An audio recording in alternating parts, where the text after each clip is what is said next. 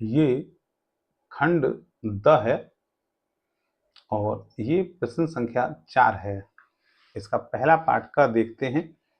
विस्थापन धारा की आवश्यकता पर संक्षिप्त टिप्पणी कीजिए। और 10⁻−10 मीटर तरंगदैर्घ्य की एक्स किरणों, 55 मीटर तरंगदैर्घ्य की रेडियो तरंग और 6000 एंगस्ट्रॉम तरंगदैर्घ्य की प्रकाश तरंगों के लिए कौन सी भौतिक राशि समान होगी। तो सबसे पहले विस्थापन धारा की आवश्यकता देख लेते हैं। विस्थापन धारा की आवश्यकता, तो इसमें लिखेंगे हम, विस्थापन धाराएं विद्युत चुम्बकीय विकिरणों जैसे प्रकाश और रेडियो तरंगों के खाली स्थान के माध्यम से प्रसार में, यानी ये जो इलेक्ट्रोमैग्नेटिक वेव होती हैं ये जो है वैक्यूम में भी क्या करती हैं, प्रसार करती हैं या ट्रेवल करती हैं, में एक केंद्रीय भूमिका निभाती हैं। और एक्स किरण, यहाँ पूछा गया था कि जो एक्स किरणें हैं और रेडियो तरंग हैं, अलग अलग तरंगदैर्घ्य दी गई थी, उनके लिए क्या चीज समान होगी। तो एक्स किरण, रेडियो तरंग और प्रकाश तरंगें, यह सभी कैसी तरंगें हैं, विद्युत चुम्बकीय तरंगें हैं, यानी इलेक्ट्रोमैग्नेटिक वेव हैं। तो इन सब के लिए क्या चीज समान होगी। हम जानते हैं कि इलेक्ट्रोमैग्नेटिक वेव जो होती हैं वो निर्वात में हमेशा प्रकाश की चाल से चलती हैं। तो क्या होगा, इन सभी के लिए निर्वात में जो चाल होगी वो समान होगी और कितनी होगी, 3×10⁸ मीटर प्रति सेकंड होगी। ये चौथे का ख पार्ट है। समस्थानिक, संभारित तथा समन्यूट्रॉनिक नाभिकों में अंतर लिखिए और उत्तर के समर्थन में उदाहरण भी दीजिए। तो सबसे पहले हम देखते हैं समस्थानिक क्या होते हैं। तो वे नाभिक जिनके परमाणु क्रमांक तो कैसे होते हैं, समान होते हैं और द्रव्यमान संख्या भिन्न भिन्न होती है, समस्थानिक कहलाते हैं। इन्हें आवर्त सारणी में एक ही स्थान पर रखा जाता है और उनके रासायनिक गुण समान होते हैं तथा भौतिक गुण भिन्न भिन्न हो सकते हैं। तो इनके उदाहरणों से हम समझते हैं। तो हाइड्रोजन के जो हैं 3 समस्थानिक होते हैं, 1H1, 1H2 और 1H3। हम देखते हैं कि जो इसका परमाणु क्रमांक 1 है और यहाँ भी परमाणु क्रमांक 1 है और यहाँ पर भी परमाणु क्रमांक 1 है, परंतु इनकी जो द्रव्यमान संख्या है, यहाँ 1 है, यहाँ 2 है और यहाँ 3 है। तो इनको आवर्त सारणी में एक ही स्थान दिया गया है। और हीलियम के हम देखते हैं कि 2 समस्थानिक होते हैं, एक 2He3 होता है और एक 2He यहाँ 4 होता है। तो इसमें भी नंबर ऑफ प्रोटॉन 2 हैं और यहाँ भी नंबर ऑफ प्रोटॉन 2 ही हैं, लेकिन यहाँ पे एक न्यूट्रॉन है तो ये मिला के 3 हुए हैं, लेकिन यहाँ पर 2 न्यूट्रॉन हैं इसलिए मिलाकर 4 हुए हैं। तो नीचे परमाणु क्रमांक समान है और ऊपर जो है इनकी द्रव्यमान संख्या भिन्न भिन्न है। तो ये क्या कहलाते हैं, ये समस्थानिक कहलाते हैं। अब देखते हैं कि संभारिक क्या होते हैं। तो आइसोबार्स कहते हैं इनको। वे नाभिक जिनकी द्रव्यमान संख्या यहाँ पर समान होती है, यानी जो ऊपर वाला नंबर है वो समान होता है लेकिन परमाणु क्रमांक भिन्न भिन्न होते हैं और जो नीचे वाली संख्या है वो अलग अलग होती है। तो हम यहाँ देख लेते हैं उदाहरण में, जैसे जो हाइड्रोजन का एक समस्थानिक है 1H3 और हीलियम का एक समस्थानिक है 2He3। तो ये दोनों क्या कहलाएंगे, ये संभारिक कहलाएंगे, क्योंकि यहाँ भी नंबर ऑफ जो न्यूक्लियॉन है, जो टोटल है नाभिक के अंदर नाभिकीय कणों का, वो बराबर है, परंतु यहाँ प्रोटॉन 1 है और न्यूट्रॉन 2 हैं। यहाँ प्रोटॉन 2 हैं और न्यूट्रॉन 1 है। तो ये दोनों क्या कहलाते हैं, ये दोनों संभारिक कहलाते हैं। इसके अलावा और भी उदाहरण हैं, जैसे कार्बन है तो C614 होता है और जो नाइट्रोजन है वो 7N14 होता है। यहाँ भी इन दोनों का जो है द्रव्यमान संख्या समान है, परंतु परमाणु क्रमांक जो हैं भिन्न भिन्न होते हैं। अगला समझते हैं कि सम न्यूट्रॉनिक क्या होते हैं, आइसोटोन्स। तो नाम से पता है कि यहाँ न्यूट्रॉन बराबर होते हैं। वे नाभिक जिनमें न्यूट्रॉनों की संख्या क्या होती है, समान होती है और द्रव्यमान संख्या और परमाणु क्रमांक क्या होते हैं, अलग अलग या भिन्न भिन्न होते हैं, सम न्यूट्रॉनिक कहलाते हैं। तो इसके लिए हम उदाहरण लेते हैं, यहाँ हाइड्रोजन 1H3 है और मैं एक लेता हूँ हीलियम जो कि 2He4 है। तो इसको आप ये यहाँ 1H2 होना चाहिए। ये 1H2 होगा तो न्यूट्रॉनों की संख्या निकालेंगे, 2 में से 1 घटाएंगे तो नंबर ऑफ न्यूट्रॉन यहाँ 1 है, और 3 में से 2 घटाएंगे तो यहाँ भी नंबर ऑफ न्यूट्रॉन 1 है। अब यहाँ पर भी देखेंगे, 3 में से 1 घटाएंगे तो नंबर ऑफ न्यूट्रॉन 2 है, और 4 में से 2 घटाएंगे तो नंबर ऑफ न्यूट्रॉन 2 है।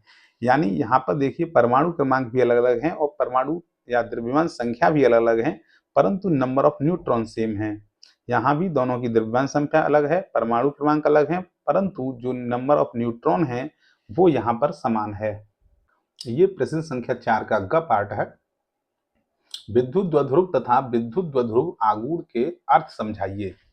किसी भी विद्युत द्विध्रुव में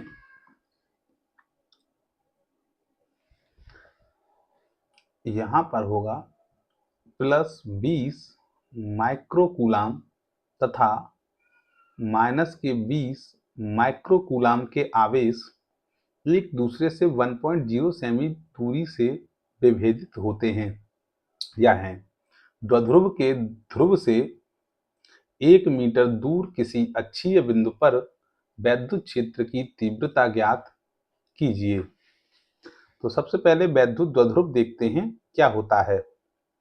तो वैद्युत द्विध्रुव की परिभाषा है कि दो समान परिमाण व विपरीत प्रकृति के आवेश बहुत ही अल्प दूरी पर रखे हों तो वे द्विध्रुव वैद्युत द्विध्रुव का निर्माण करते हैं। ठीक है, इसके और डिटेल में हम आगे से समझ लेंगे, क्योंकि इसमें क्या होता है, एक +Q आवेश होता है और एक -Q होता है। समान होते हैं मगर विपरीत प्रकृति के होते हैं, परिमाण में समान होते हैं, और इनके बीच की जो दूरी है वो बहुत ही अल्प ली जाती है। यहाँ हम इसको 2a मानते हैं, जो कि बहुत ही कम होती है। तो आगे है कि वैद्युत द्विध्रुव के आघूर्ण का भी अर्थ बताना है। तो वैद्युत द्विध्रुव आघूर्ण की परिभाषा, आवेश के परिमाण, यानी ये जो आवेश है इसका जो है परिमाण लिया जाता है किसी एक आवेश का तथा उनके मध्य की दूरी इनटू 2a। उनके मध्य की दूरी 2a और इन दोनों का जो गुणनफल है वो क्या कहलाता है, वो वैद्युत द्विध्रुव आघूर्ण कहलाता है, जिसे हम P से डिनोट करते हैं। वैद्युत द्विध्रुव आघूर्ण एक सदिश राशि है, इसलिए इधर भी जो सदिश राशि है वो यहाँ विस्थापन लिया जाता है जो 2a है। तो ये होता है वैद्युत द्विध्रुव आघूर्ण। तो यहाँ जो है, अगर हम ये एक सदिश राशि है तो इसकी डायरेक्शन की यदि हम बात करें तो P वेक्टर की जो दिशा है हमेशा माइनस आवेश से प्लस आवेश की ओर होती है। यहाँ ये माइनस है तो इधर प्लस की तरफ इस P वेक्टर की डायरेक्शन यहाँ पर होगी। उसके अलावा इसमें पूछा गया है कि 20 माइक्रोकूलाम और -20 माइक्रोकूलाम आवेश जो है 1.2 सेमी दूरी से विभेदित होते हैं। तो द्विध्रुव के ध्रुव से 1 मीटर दूर अच्छे बिंदु पर विद्युत क्षेत्र की तीव्रता ज्ञात करनी है। तो यहाँ 20 माइक्रोकूलाम का एक आवेश रखा है और यहाँ 1 सेंटीमीटर की दूरी पर -20 माइक्रोकूलाम का दूसरा आवेश रखा है। इसके द्विध्रुव से यानी इसके सेंटर से और 1 मीटर की दूरी पर इसके अक्षीय बिंदु किसी P पर मान लीजिए हमें वैद्युत क्षेत्र की तीव्रता जो है ज्ञात करनी है। तो इसका फॉर्मूला होता है, अक्षीय बिंदु पर वैद्युत द्विध्रुव की जो तीव्रता का फॉर्मूला होता है वो होता है 2kP अपॉन RQ। तो हम जानते हैं कि K की जो वैल्यू है यहाँ पर 1/4 पाई एप्सिलॉन नॉट होती है, इसका आंकिक मान जो है 9 गुणा 10 की घात 9 न्यूटन मीटर स्क्वायर प्रति कूलाम स्क्वायर होता है। और P जो है यहाँ वैद्युत द्विध्रुव आघूर्ण है, जिसको को हम आवेश इनटू इनके बीच की दूरी 2a से ज्ञात करेंगे। और R जो है इस द्विध्रुव से 1 मीटर दूर है तो 1 मीटर लिया जाएगा। तो सबसे पहले बात करते हैं हम P वैद्युत द्विध्रुव की। तो ये Q जो है कोई एक आवेश लिया जाएगा यहाँ, तो हम लेते हैं 20 माइक्रो कूलाम है, तो 20 गुणा 10 की घात माइनस 6 कूलाम। और इन दोनों के जो बीच की दूरी है 1 सेंटीमीटर दी गई है, जिसको हम लिखेंगे 1 गुणा 10 की घात माइनस 2 मीटर। तो सॉल्व किया जाए तो वैद्युत द्विध्रुव आघूर्ण जो है मिलेगा 20 गुणा 10 की घात माइनस 8 कूलाम मीटर। अब हम ज्ञात करते हैं यहाँ अक्षीय बिंदु पर या P बिंदु पर वैद्युत क्षेत्र की तीव्रता। तो ये होगा 2 गुणा, और K की यहाँ वैल्यू रखी जाए तो 9 गुणा 10 की घात 9 इंटू, और P की वैल्यू यहाँ रखी जाए तो 20 गुणा 10 की घात माइनस 8 बटे, और जो RQ है तो ये होगा 1 का Q। तो सॉल्व करने पर ये मिलेगा यहाँ 20 और यहाँ 2 और 9 का गुणा 18, और 18 दूनी यहाँ 36 और 1 0, और इनको सॉल्व करेंगे तो 10 की घात 1 बचेगा, यहाँ कुछ नहीं बचेगा। तो ये हो जाएगा, यहाँ 1 है, और अगर मैं यहाँ से इसको स्टैंडर्ड फॉर्म में लिखना चाहूँ तो 3.6 और 2 स्थान इधर खिसकने पर दशमलव के ये हो जाएगा यहाँ 10 की घात 3 टेस्ला। और या इसका एक और मात्रक होता है वैद्युत क्षेत्र की तीव्रता का न्यूटन प्रति कूलाम। ये क्वेश्चन नंबर 4 का घ पार्ट है। किसी सेल के विद्युत वाहक बल एवं टर्मिनल विभवांतर में अंतर समझाइए। 2 वोल्ट विद्युत वाहक बल की सेल 3.9 ओम के बाह्य प्रतिरोध से जुड़ी है। परपथ में प्रवाहित धारा 0.5 एम्पियर है। सेल का आंतरिक प्रतिरोध क्या है? सबसे पहले देखते हैं कि हम विद्युत वाहक बल क्या होता है किसी सेल का। तो इसे हम EMF कहते हैं, और इसका नाम इलेक्ट्रोमोटिव फोर्स है, लेकिन वास्तव में ये फोर्स नहीं, एक वोल्टेज होते हैं। जब सेल को परपथ से बिना जोड़े वोल्ट मीटर से जोड़ते हैं तो उसका पाठ्यांक विद्युत वाहक बल कहलाता है।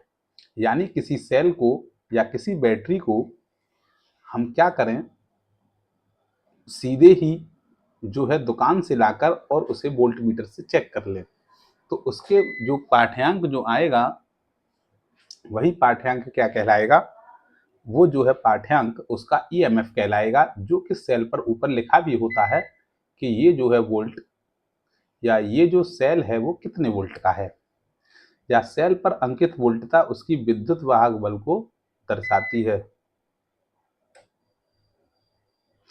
इसका मात्रक वोल्ट होता है, क्योंकि ये फोर्स नहीं एक वोल्टेज है, इसलिए इसका मात्रक वोल्ट होता है।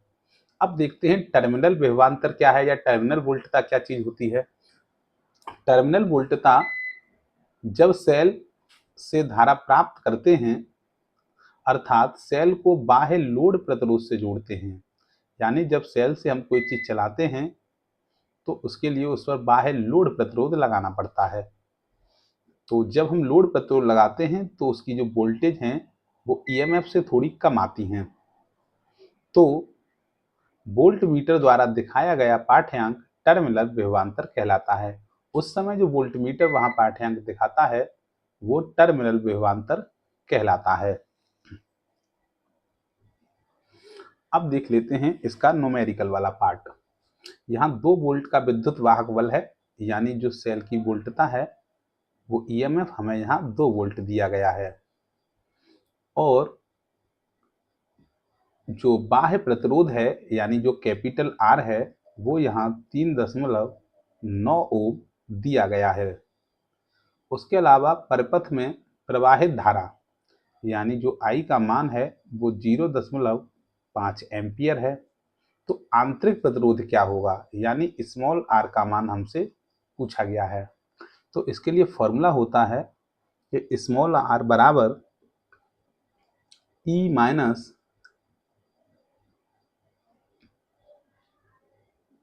या स्मॉल r बराबर E upon I minus R। तो स्मॉल r बराबर ई जो है यहाँ वही ये EMF है जिसको मैंने V लिखा है, तो ये हो जाएगा 2/0.5 एम्पियर दिया है I का मान और -3.9 दिया है बाह्य प्रतिरोध का मान। यदि हम इसको सॉल्व करेंगे तो 0.5 से 2 कटेगा 4.0 बार और -3.9, तो R का जो मान है माइनस करने पर मिलेगा 0.1 ओम। ये प्रश्न संख्या 4 का आगा यानी 5वां पार्ट है। दो पतले उत्तल लेंस परस्पर संपर्क में रखे हैं, इस संयोजन की फोकस दूरी का सूत्र प्राप्त कीजिए। उसके अलावा इसमें यह भी पूछा गया है कि यदि संयोजन का एक लेंस दूसरे के समान फोकस दूरी के अवतल लेंस से प्रतिस्थापित कर दिया जाए तब संयोजन का व्यवहार कैसा होगा। तो सबसे पहले हम जो है संपर्क में रखे दो लेंसों के लिए संयोजन की फोकस दूरी प्राप्त करेंगे। तो इसके लिए आपको पेपर में जो है एक डेरिवेशन करके आना पड़ेगा। संपर्क में रखे दो उत्तल लेंस की संयुक्त फोकस दूरी, तो हम ये मान लेते हैं कि ये जो हैं A तथा B यहाँ दो पतले लेंस रखे हुए हैं, दोनों जो हैं अति निकट दूरी पर रखे हुए हैं और ये दोनों ही लेंस बहुत पतले हैं, इसलिए यहाँ से दूरी ली जाए या यहाँ से ली जाए, दूरियों को हम समान मानते हैं।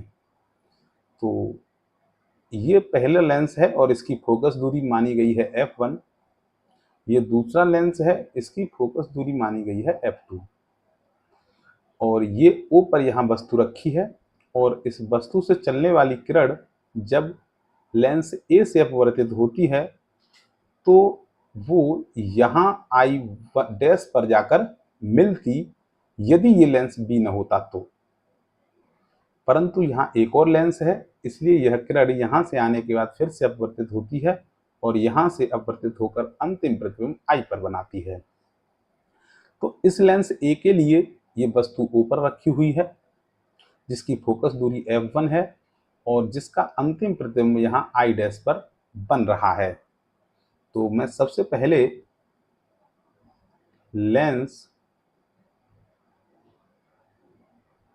A के लिए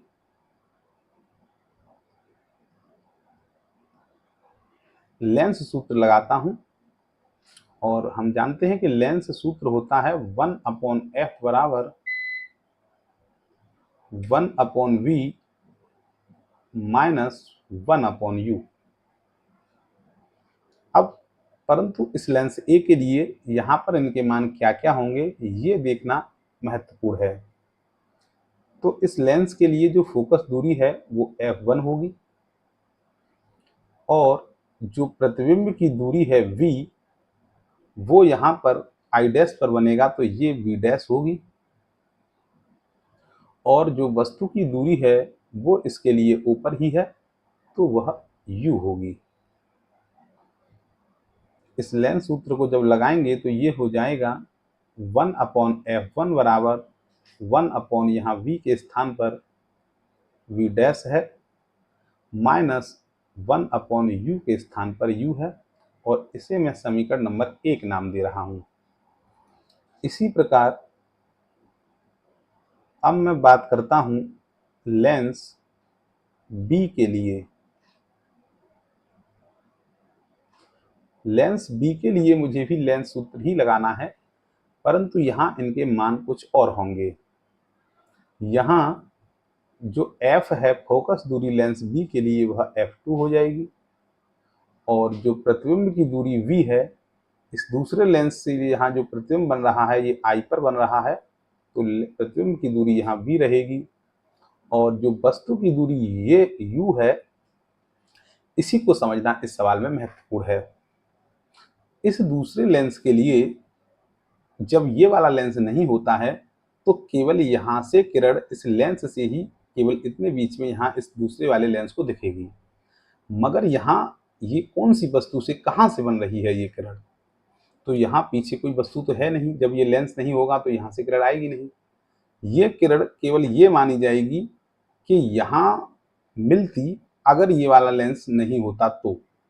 पहले ये यहाँ मिल रही थी, लेकिन इस लेंस की वजह से यहाँ मुड़ गई, तो ये माना जाएगा कि इस वस्तु के लिए जो पहले वाले को जो प्रतिबिंब बन रहा था, ये वाला प्रतिबिंब जो है इस लेंस से जो बना था, यही प्रतिबिंब दूसरे लेंस के लिए आभासी वस्तु का कार्य करेगा। यानी इस Fa वाले लेंस से जो प्रतिबिंब यहाँ बन रहा था, यही प्रतिबिंब का ही ये दूसरा प्रतिबिंब यहाँ बनेगा। तो इस U का जो मान है यहाँ पर क्या होगा, ये I डैश पर वस्तु मानी जाएगी और U का मान यहाँ पर V डैश हो जाएगा। तो लेंस सूत्र को लगाएंगे तो 1/F2 बराबर 1/V होता है, तो V के स्थान पर V है, और -1/U होता है और U के स्थान पर V डैश है। इसको मैं समीकरण नंबर 2 नाम दे रहा हूँ। दोनों का संयुक्त प्रभाव है, तो इसलिए दोनों का संयुक्त प्रभाव दोनों के योग से पता चलेगा। समीकरण 1 तथा 2 को यहाँ जोड़ रहा हूं मैं। जोड़ने पर तो लेफ्ट हैंड साइड में जब आप जोड़ोगे तो इधर आपको मिलेगा F1 plus 1/F2 1/F1 plus 1/F2 equal to, इधर हो जाएगा ये 1/V dash minus 1/U plus 1/ यहाँ होगा V माइनस और 1/V डैश। इस संयुक्त प्रभाव को जब हम सॉल्व करेंगे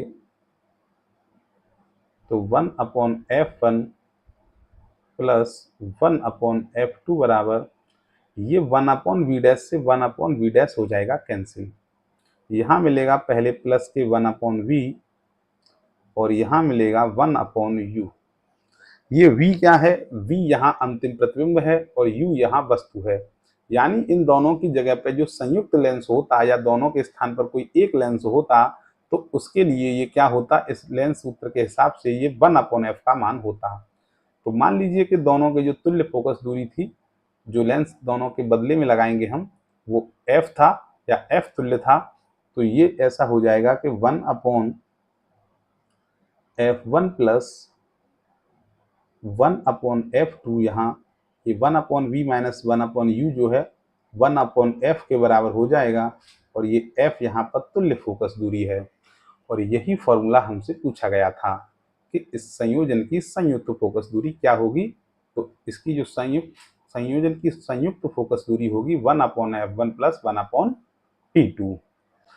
अब आगे इस प्रश्न में ये पूछा गया है कि यदि संयोजन का एक लेंस दूसरे के समान फोकस दूरी के अवतल लेंस से प्रतिस्थापित कर दिया जाए, तब संयोजन का व्यवहार कैसा होगा। यानी इस मान लीजिए इस बी लेंस को हटाकर मैं इसी फोकस दूरी का एक अवतल लेंस लगा दूं, तो एक उत्तल और एक अवतल लेंस हो जाएगा। तो इसका जो उत्तर है आपको किस प्रकार लिखना है पेपर में, तो ये इस तरह व्यवहार करेगा कुछ। जब समान फोकस दूरी वाले उत्तल और अवतल लेंस को संपर्क में, यानी एक उत्तल और एक अवतल हो जाएगा, संपर्क में रखा जाता है, तो यह संयोजन एक समतल कांच प्लेट की तरह काम करता है। इस स्थिति में संयोजन की शक्ति शून्य होती है और फोकस दूरी अनंत होती है।